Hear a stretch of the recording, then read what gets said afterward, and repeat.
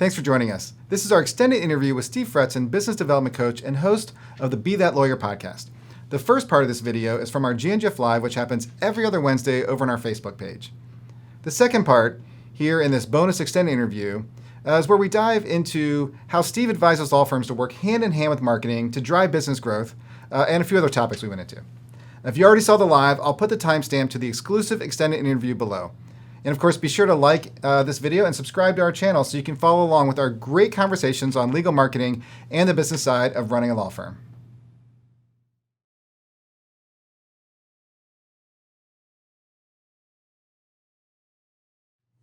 Welcome to GNGF Live, your bi-weekly Ask the Experts about all things law firm marketing and business growth. I'm Mark Homer, author of Online Law Practice Strategies and founder of Get Noticed, Get Found. On this show, we focus on the business side of growing and running your law firm, so I'm excited to have today's guest, Steve Fretzin, business development coach and host of Be That Lawyer podcast. An innovative law firm business coach, Steve Fretzin has been instrumental in transforming the business development skills of lawyers from startup solos to attorneys at large established firms. Steve is also the host of Be That Lawyer podcast, as well as a top-selling author. His proven strategies and methods dramatically boost income with many of his lawyer clients, doubling or tripling their existing business in just 12 to 16 months. As always, be sure to like and subscribe to our page, not just the video, so you can get updated when our next episode goes live. And of course, it never hurts for you to show just a little love and hit that like button on the video too. It really does help a lot. We've got moderators in the chat, so please ask questions and interact anytime during this premiere. And if you're watching this in the future, after we premiere, we do monitor the comments and we'll reach out to our guests and answer any follow-up questions you have. That's because we love you all and we love getting to meet you online and in person. You can find a list of our upcoming webinars, CLEs, workshops, and all our other events where we're going to be speaking over on our website at gngf.com/events. We also have an extensive library of videos, including extended interviews, as well as our in-depth GNGF tip series, and so much more over on our YouTube channel. You can watch those videos after this interview, of course, at that link in the chat. Okay, let's get to the interview. Thanks for joining me today, Steve. Hey, thanks for having me. Awesome. So, we were talking beforehand, and I just wanted to bring it up here because I think it's crazy, the coincidence here. Like, you've been in a plane crash, and I've been in a plane crash. Like, and that's... Well, why are we here talking to each other? Because that doesn't even make sense in itself, let alone that there's two of us. But yeah, talking to lawyers too. You know, like two guys in a plane crash on it. Yeah. So yeah, real quick, I gotta hear the backstory of this. So. Yeah, the shortest version is I was invited to go up to. I live in Chicago in the area, and I was invited to go up to Eagle River, Wisconsin, which is about a 7-8 hour drive. But by plane, it's only, like an hour and a half or something like that. So we got a bunch of us. We went up there, had the best couple days of our lives. And then we flew back and we lost our engine, got it back, lost it, got it back, and ended up not getting it back. And so the job was to get down to the ground. So the pilot, did a decent job of getting us close to the ground. And then we ended up crash landing into a bunch of cars in a garage in a house. Oh, wow. In suburban Chicago. And the plane was ripped in half. It was upside down. And I was just a human pretzel. I had both of my left leg and my left arm dislocated and broken, ribs broken, arm crashed, smashed, torn meniscus, and I was unconscious.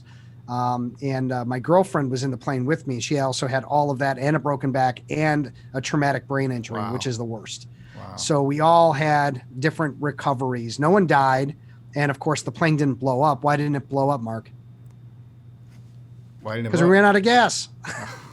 You can't blow up if you don't have gas, right? So he tried to burn it out. Was it a gas issue? It was a gas. He didn't Calculate calculate the gas right. He may not have refueled properly in Wisconsin. There's a number, but it was a big lawsuit, and he was found guilty. But he had no insurance, and he had no.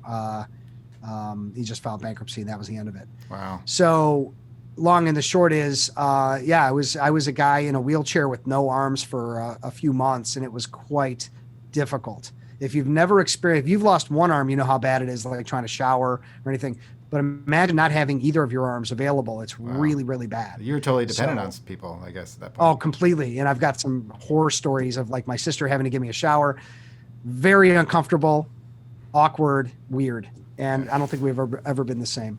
So Yeah, my story is not nearly as like didn't have as much damage to the people as yours did. But so it was like a Cessna, was a single engine kind of mine was a single engine Cherokee Piper. Cherokee Piper. Okay, yeah. So we were in a single engine Cessna. The irony of mine is that I actually crashed in a plane with a parachute on my back. So we were actually going skydiving. So it was a skydiving place. So we got up high enough to like be high enough that you want the engine to work, but not high enough to be able to like just jump out of a plane and be sure that everybody would be able to get their chute out in time. Let alone the fact that we were newer skydivers. So yeah, same thing. Like you try to burn, the engine came on, went away, went away, and then try to burn off as much speed as you can. We were fortunately up in Wisconsin, and at the time, and found a big soybean field or something up there, and so he managed to land in the field. But yeah, same thing. I mean, we flipped over multiple times. A wing was back there, wheel was over there, landed upside down, and I had the seat though that was against the pilot. So when we hit, like I had probably the most structure. So I walked out the most unscathed. I mean, we had people, broken backs, like concussions and stuff like that. But I walked away fairly. I mean, I was the one who had to make all the phone calls to people's, family and say, hey, your son's in the hospital. Like we just crashed a plane. But yeah, many years ago. But it was just the odds. I mean, I saw that. I'm like, that's crazy. That's pretty strange. Yeah, but listen, I don't know what you took away from it, but mine was 100%. Life is a fragile thing. Whether you're not paying attention crossing the street or hopping on an airplane and losing your engine, it's you get one shot at it. So if you're going to do it, whether you're building a law practice, whether you're a school teacher, whatever you're doing. Don't take it for granted that it's going to be there tomorrow. So, that was, and I've sort of lived that way since my 20s when this happened. I'm 51 now, so I've had a number of years to continue to try to be my best self. Yeah, I totally agree wholeheartedly. I mean, I was in a corporate job, and I within a year and a half, I was like at a startup out in San Francisco. It's like same thing, like in the 90s, my 20s, but yeah. Awesome. So we could talk about plane crashes all day here, but I did want to get to what you do. I mean, so you've authored a lot of books, I know, podcast host, and but overall, I mean, business development coach. So pretty busy guy, right? Yeah. But for the benefit of the audience, what exactly do you do for lawyers, and how do you help them be more successful? Sure. So the common thing that I hear is, gee, never taught us any of this in law school, right? So you're a lawyer, you go through law school, they don't teach you anything about business development, marketing, et cetera. Now some practice management, courses in law schools do that. And I'm actually I've spoken to a few in Chicago, I'm speaking to one in Houston soon. But at the end of the day, there's all these things that they teach you about practicing the law, but not around the stuff that we do. So I didn't, and I'm not a lawyer, so I didn't expect coming into my, into my own business, mainly focused on helping entrepreneurs grow their businesses, to work with lawyers. But it sort of hit me in the recession of 2008 when a lot of lawyers got put out, a lot of lawyers got, their comp slashed. And it became very clear that if you don't have your own clients, your own book of business, if you're beholden on someone else's work that could possibly dry up, or a bad culture that is not making your day-to-day pretty happy, that you really don't have control and freedom and ability to do what you want to do in your career, that's really not a great place to be. Right. And it is something that can be changed. It is something that can be altered. It's not like you're stuck there forever and that's the end of it. You can make a decision to grow business. And so my job every day is to get in the weeds with the lawyers and teach them everything I know about how to get business. And here's the most important thing I'll say, and that I do, and I don't know if this is different than other people in my industry, but I'll say that I feel it is that I'm teaching them how to fish, and not just fish, but how to be a bass pro, how to go out and develop business for the rest of their career so they don't need me again.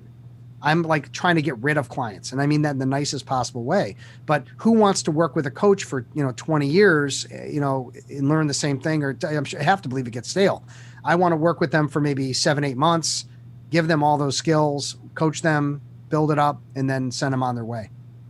That's awesome. Yeah, I get that all the time too, right? Like we didn't learn this in law school. Nobody teach. And I'm also happy to see some law schools doing that. Like we've been invited to come into some of those classes and just to, hey, give us real world experience, what's going on out there. And it's good to see that that's happening. But you're right. I mean, it is an area where people go, especially for like a small law firm owner, right? I mean, like, a lot of people go, I'm going to hang a shingle and get a little bit of freedom to get away from maybe the bad culture and that kind of stuff. And then suddenly it's like, you decided to hang a shingle, you now own a business, and a business requires, there's a reason there's a COO and a CFO and a CMO and all these, different roles in large companies. Those don't go away just because you're small, right? So. Yeah, I mean, the good news is it's never been easier to run a small law firm or to run a solo practice if you decide you want to go that way.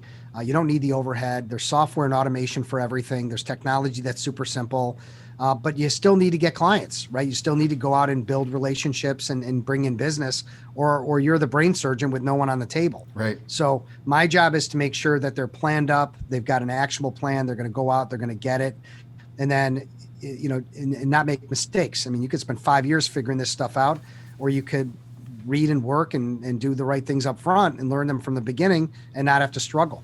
And just know that if you follow the steps, you're going to get where you want to go much faster. So, I mean, I have to ask. I mean, you've been doing this for a while, working with different lawyers and law firms and at all levels, big law, small firms. I'm sure you've seen a lot of lawyers just stuck in the growth, stuck in like, how do you bring people in?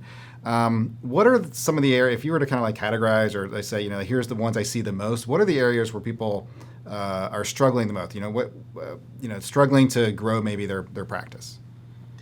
Yeah, I mean, it's a lot of it. Again, it's just not something they've been educated on, but it's just the winging it. So there's no plan, there's no tracking system to know what's working, what's not working.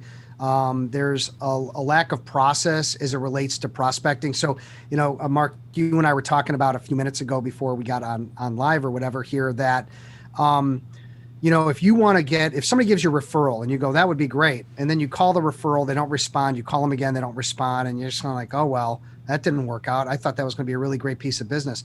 Well, I'm teaching lawyers that is a terrible, situation to be in, and that there's a variety of steps that need to happen in order to take that referral and flip it into an actual meeting. But if you don't know what those steps are, you've never executed, you don't know the language, the questions, how to coach somebody through to get to that quality introduction of that new prospective GC that's now meeting you in your office or whatever, like that's the whole game. So if you're not doing it right, then what are you doing? You're winging it, or you're just doing the best you can. And that's no way to go. If I want to be a professional golfer and I just say, you know what, I'm just going to walk on the course and I'm just going to do the best I can. Well, I'm not going to make any money. I'm not going to make the tour, and I'm probably going to get kicked off for loitering.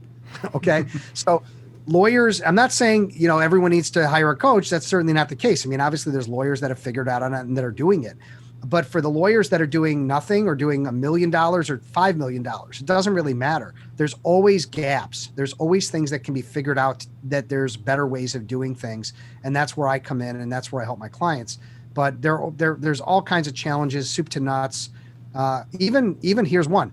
Hey, let's go on a pitch meeting. This is a prospect that needs our help. They need legal services and litigation. Okay, so let's go on a pitch meeting. So we go off and we pitch them. Okay, right off the bat, I can tell you this is not a great situation. And the mantra that I follow is prescription before diagnosis is malpractice, right? So what does that mean? It means you went in with a pitch. Well, why aren't you going in to diagnose? Why are you going in to talk about your prowess as lawyers and give case studies and start, I was talking to one of my clients. He was a major GC with two major size companies. And I was talking about something, and he goes, it used to drive me nuts when lawyers would come into my office to pitch me the work. They never asked a question, or the questions they asked were all surfacey. They never really understood me or my needs. And then we never hired them. I was like, well, yeah, makes sense. Why are people prescribing things before diagnosing? So I'm trying to teach lawyers relationship building and questioning and listening and learning and understanding and empathy. And these are all learnable skills. And obviously some people are more naturally proposed to do them than others, but even people that are maybe, high introverts, to get them to ask, good questions, or to get someone who's a crazy man with a lampshade on the head to calm down and try to put themselves in the other person's shoes. Those are all learnable skills. So it sounds like, like the big area people are struggling is that you help is just kind of like, here's the process. Here's, here's the gap you have. You have all these processes probably to fill those gaps, right? So just to kind of like, what are some specific processes that you would say, you find more often that, that you would use to teach and maybe walk through some of those?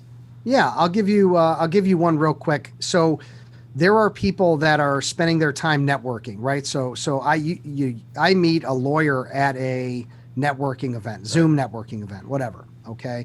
And I think this person seems pretty interesting and we should meet.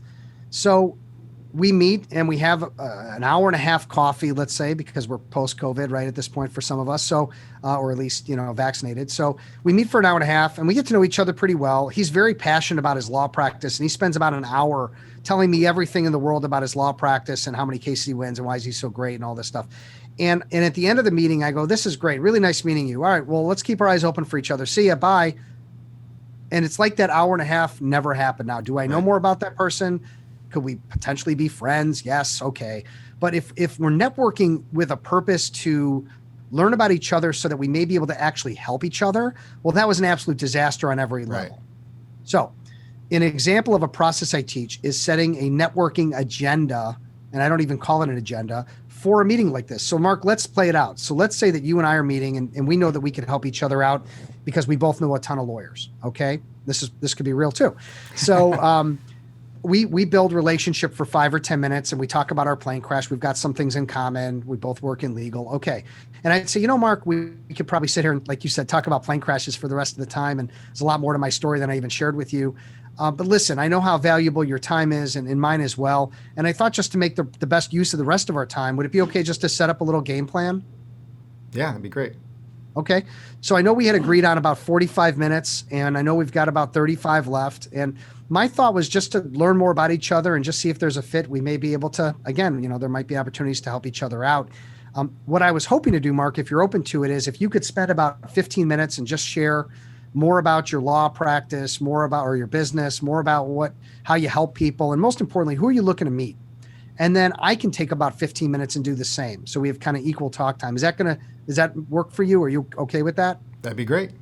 Okay. And then listen, at the end of our time, we've got 5 minutes left. We can come up with some baby steps, some name for each other, some contact that we both agree would be mutually beneficial. And let's just try to start off with some small baby step to test the waters a bit. And then if that works out, then maybe we could do it again at some later time. Does that sound appropriate to you? Sounds great. Okay. So timeout, right? Or end of scene, or however we want to pull that together. And the concept of going from an hour and a half, 2 hour meeting that goes nowhere to setting up a cooperative, collaborative game plan that you and I have now agreed to, where we're going to split up the talk time with the intention of, if it's a fit, figuring out some connection for each other. Now, the caveat to this is it turns out you're an absolute maniac. I have no interest in you. You're a wacko, whatever the case might be. People run into those kinds of people all the time. You don't have to follow through. You can just say, nice to meet you, and it wasn't, and you can walk out of there and be done with it and go, geez, I just feel like I just got out of there with my life. Or it was a great fit and we do have people in common, or we do have people that we can help each other with. And the reason that we want to give each other something small is because we want to test the waters. We want to give each other an opportunity to play ball and see how we do. And that's going back to the baseball analogy. That's the minor league, right, to the majors, right? We need to test someone in the minors before we bring them up to the majors. Right. So if you and I do well on that one connection, then we meet again in a couple weeks or a month and we do it again. But now it's a couple good connections. Now we write an article together. Now we do a presentation together. Now we're involved in something great. And now we're developing a strategic partnership, which could be really beneficial to both sides. And that's what's missing. It's lack of intention and process. And everybody's just out there just doing what they think they need to do or what they think they should do. And that's great. I appreciate the effort. But if you add up all the hours of 200, 300, 500 hours of business development time in a year for some attorneys, what are they really getting out of it? It may not be what they could be getting out of it. Right. And for those, like let's say, like, the point I think was awesome there was Steve kind of said that, like, going through a step-by-step process, this is a learnable skill, right? Like these are, I'm guessing, Steve, like an introvert, an extrovert, right? Like anybody could follow that process. Because that's what I hear a lot of times, like, well, I'm an introvert, I'm not good at networking. It's like, but you can ask questions. Right? Well, introverts love me. because then I'm not an introvert. I'm a very high extrovert. But the reason that they love me is because I'm all about systems and process and language and making things manageable. Breaking things down into just bite-sized chunks. Well, introverts fall all over that because what they don't want is big picture. What they don't want is winging it and trying to figure it out because it's just not comfortable. It's much more comfortable for them to follow a proven process that I'm teaching them that makes sense. They go, that makes so much sense. I can see how that works. Now, then they go out and do it, and then they're locked in. Because introverts in particular, when they find something that works, they're not going to change. Like, then they're like, oh, that's it. That's my thing. And so then I've got a great client who's executing over and over and over again and just, rinse and repeat. So it's these processes weren't developed overnight. I mean, these were developed, not initially for entrepreneurs and then twisted into professional services and twisted again into legal over 20 years.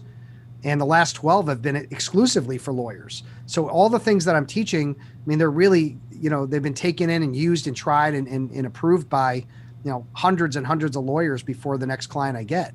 So it's all stuff that we know works. It's just a matter of, can the player play? Someone needs to want to do it, and they've got to actually be willing to execute. Yeah. So I want to ask, one more question, but I'm almost worried if we're going to run out of time. But I'm going to ask, and we may cut, and if you stick around, maybe we'll stick around and keep chatting. But so I love the out networking and looking for the referrals, and we know that referrals are drive a lot of business, but there's a lot of law firms that using like lead generation tactics or whatever, and leads come in, and I hear a lot of people say, oh well, the leads are bad or whatever, and then you go listen to a recorded call and it went to voicemail or something. Like, are there areas on like kind of like inbound information, inbound calls, inbound clients that you help people? Are there processes around that? Yeah, there's always processes around that and intake. I mean, if you're spending money or your time either way to get lead generation, and then you're not doing the intake properly, whether that's a phone call inbound, who's handling it and how they're handling it, or it's someone that reaches out to you on your website and you don't respond for a few days. I mean, that's insane. Business development is a now thing. It's a right now thing. So I get leads, on a fairly regular basis from around the country, and they hear from me usually within a few hours. Okay. And it's all driving to get them into a meeting as soon as possible, because you don't want the ether to wear off. You don't want them to find someone else, or you don't want them to just go cold. You want to get them in front of you while the problem is hot and while it's on their mind, and before their spouse talks them down off the fence or whatever it might be. There's a lot of reasons why people do different things. So we just can't wait. But if you don't have a process for intake, specific questions you're asking, how quickly you're getting them on the phone when they call, having a service do that for you, that's all, big no-nos, big missteps. Awesome. Yeah. So I like I said, we're running out of time here. But if you would stick around, I want to kind of dive a little bit more about, how you do work with marketing to drive growth. Because I know you've got some stuff you've done in the overlap there. I think it's an important overlap. You were just talking about some of the intake there. But if you stick around, we can throw that up on the YouTube on Friday. That'd be great. Yeah, happy to. Thanks. Awesome. But before we wrap up, where can people find you, connect with you online? I mean, you've got books, podcasts, websites. Yeah. I mean, it's obviously I try to keep everything in one place, and that's my website. My last name is spelled F as in Frank, Retzin, Fretzin.com. That's where my podcast is hosted. That's where my videos are hosted. That's where my blog articles are posted. I've been writing for the Chicago Daily Law Bulletin for 6 years, so I've got all those articles there. And you can also check out my books. So if anybody wants, by the way, a free ebook, go on my website and just fill out the contact form and let me know you want some books. I'll send them to you. If you like, actual books or Kindle, then they're all on Amazon. Awesome. Well, that's great. And we'll get all those links in the chat there. Daniel, if you could do that, it'd be awesome. Okay, well, stick with me 1 second, and I'll be right back. We'll do the extended interview up on YouTube in a second. Well, thanks for joining us today, everyone. Be sure to like and subscribe to our Facebook page so you can get notified when our next episode goes live. We have new interviews about law firm marketing and the business side of running your firm here every other Wednesday. We're going to keep going here in the GNGF studios, and you can watch the full extended interview with Steve Fretzin this Friday over on our YouTube channel. We'll be diving into more detail about how Steve advises law firms to work hand in hand with marketing to drive their business growth. We'll see you then.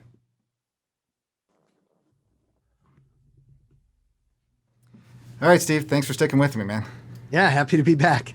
Great. All right. So, I wanted to get this in the other section there, but what I was getting ready to ask there was, like you talked about, working, having work hand in hand with marketing to drive business growth. We were talking offline, so I wanted you to spend a few moments here, because obviously we do a lot of marketing. There's a big handoff there, and I think it's critical when done well, it I think elevates a firm. Yeah, so you've got marketing, websites, SEO, pay-per-click, newsletters, social media, PR. I mean, there's all these things that are built to sort of generate leads or build brand or build a credibility. And then you've got business development over here where it's, building relationships, networking, prospecting, selling, going out and getting business and closing it, locking it up, building client loyalty.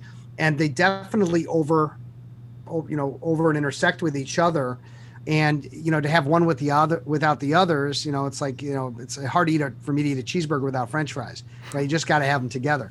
So, what I try to do is I try to make sure that if I'm going to work with someone on business development, that they are being properly supported with marketing efforts. And if somebody has the marketing efforts, I also want to know what their intake is and how they're managing the flow and how they're actually handling locking up the business. Because if they have a flawed model, and I mentioned this earlier about, hey, I'm going in on a pitch meeting, right? And we go in and we present and then we walk away and we don't know if we got it or not, but we'll just keep chasing after this client, hoping that they say yes. And they never do. So there's a breakdown in process as it relates to how that pitch meeting really isn't working anymore. What we need to do is I have a model called sales-free selling, where I talk about a variety of steps, and the steps walk a buyer through a buying decision to decide if there's a good fit. And that's really more impactful and effective than making a pitch meeting. And even some of the guys I work with that are at massive law firms, I mean, the biggest law firms that you can think of, they still are out there just trying to collect all their competitive analysis, and they're trying to get, all these fancy brochures and slicks and decks and I'm like, that's all great. I'm not saying don't have those, but have them at the ready. That's not what you're going in to right. demonstrate, right? You're going in with questions. You're going in to build rapport, get them to like you and feel good that they can trust you, and get them to open up and share about what their problems are and how deep the rabbit hole goes. And that's going to sell them more than any pitch that you can make, because people just hate being sold to. I know I do. I mean, Mark, I don't know if you feel that way, but if you get like a insurance guy like pushing you into something, or a banker pushing you, you're like, ugh, right? I mean, that's how we all kind of are now. So, to have a model that doesn't include, a lot of relationship building, rapport building, and questioning, it's kind of a big misstep. Yeah, I think the idea of questioning and just asking, I think when I think back to things like where I've purchased without any doubt of the outcome, it's because they did the least amount of talking versus any other salesperson, right? Like I was the one talking, and they kind of had me convince myself that I fit their process, and probably somewhere in that process they convinced themselves that whether I was a good fit or not. Because I think the more questions you ask, you might realize that somebody's not a good fit. Yeah, and one of the things that I work on with my clients is not just asking questions, but how to really take someone down a rabbit hole a little bit like a therapist would. So if I went to a therapist and I said, my father, I don't think my father never loved me. Okay, well that's tough. So here's some pills, take them and hopefully you'll feel better tomorrow. Or the therapist could say, well, when did that start? And what was your first experience with that? And how often is that happening? And what happened recently? And next thing you know, I'm bawling my eyes out. And the question is, at the end of 50 minutes, do I want to go see another therapist, or do I want the one that I just opened up to? Right. Well, same thing in legal. I mean, they're counselors too, right? They're lawyers and they're a trusted advisor. So, being able to ask deeper questions and get somebody to really be honest with you, to get somebody to really tell you not just what's going on, but everything under the hood, that's going to make the difference between them wanting to work with you as their lawyer versus, hunting down 3 or 4 different competitors to get, pricing. Awesome. Yeah. And, I know we're running out of time for our thing, but we had talked earlier too about, when you're out doing business development, and you talked about that marketing support. So one of the things that we talked about before we started recording was, that the need to, when you're out doing business development, people are going to check you out online. So like, does this support you? And what's your LinkedIn look like? What's how are your reviews and how so there is a supports both ways, right? Yeah, there's lead gen and that kind of stuff. But if you're out there doing the right work business development wise, especially in the targeted ways like you talked about in the processes earlier on the Facebook side, that's. You having that support goes so far. Yeah, I was just telling you before we started taping that I'm dealing with some of the best lawyers in the country that are very specialized, and people that work with them, they wouldn't want to work with anyone else. And we went through their LinkedIns one by one, and we're amazed at how terrible they all were, and just really out of date. They weren't thinking strategically about how they were being perceived. And I don't know, like, how much is it really hurting their business? They're the best in the industry, so it's not like they're not getting business because of it, but how much better could it be if they had done the right things? And now they will, because we brought it to their attention. So they're going to work on that as a homework assignment. But, making sure that the marketing backs up and supports and represents you in a proper way. It's like when I go to a website and I'm looking for a new furniture and it says, page under construction, it's done. I'm gone. I'm not coming back. Right. So we need to make sure that all the things that support us are up to date and secure, right. The SSL certificates and all these little things that get slipped up on. Google reviews. Oh, I don't have any. Well, your competitor has 27. I think I'll probably go with your competitor. Yeah. Common sense stuff that we get, but lawyers need to kind of be hit over the head with a little bit. Awesome.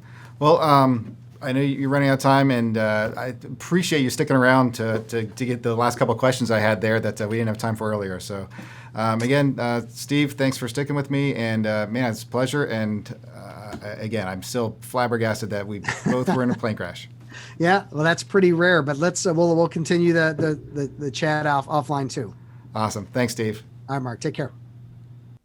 Hey, what's up? I'm Josh. Thanks so much for joining us. If you feel like you learned something today, think of how beneficial it would be to chat with myself or another one of our marketing consultants one-on-one. Go ahead and visit our website to schedule your free consultation. It only takes a minute.